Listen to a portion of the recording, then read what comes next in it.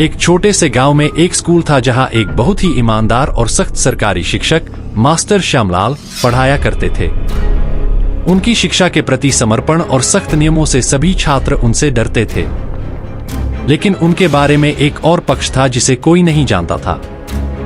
Master Shyamlal का स्वभाव बहुत कठोर और निर्दयी था।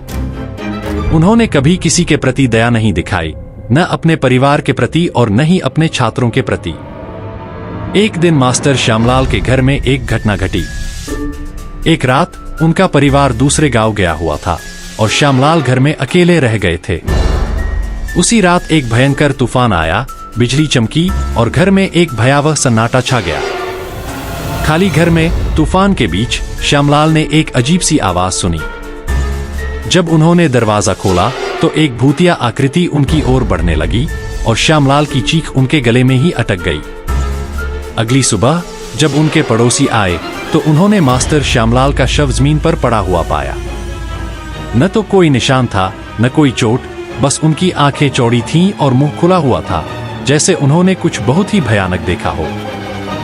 गांव वालों ने जल्दी से उनका अंतिम संस्कार कर दिया, लेकिन वे यह समझ नहीं पाए कि वास्तव में हुआ क्या था। उनकी मृत्यु के कुछ दिनों बाद स्कूल के छात्रों और शिक्षकों ने अजीब चीजों का अनुभव करना शुरू कर दिया। रात में स्कूल के अंदर एक परछाई दिखाई देती थी। कुछ लोग कहते थे कि मास्टर श्यामलाल की आत्मा अभी भी स्कूल के आसपास भटक रही थी, क्योंकि उनकी अकाल मृत्यु के बाद उनकी आत्मा को शांति नहीं मिली थी। एक दिन एक युवा छात्र जिसका नाम राजू था, जो रात में स्कूल के पास से गुजर रहा था, उसने स्कूल के अंदर एक आदमी को चलते हुए देखा। डरकर उसने अपने दोस्त रमेश को बुलाया और दोनों ने मिलकर यह जानने का फैसला किया कि वहां कौन है। अंधेरा इतना गहरा था कि वे केवल एक टॉर्च की मदद से देख पा रहे थे। जैसे ही वे स्कूल के अंदर गए, उन्हें मास्टर जी के कमरे से अजीब आवाजें सुनाई दी। जब उन्होंने दरवाजा खोला तो उनकी आंखें हैरानी से खुल गईं। वहां मास्टर श्यामलाल की भूतिया आकृति उनकी ओर बढ़ रही थी।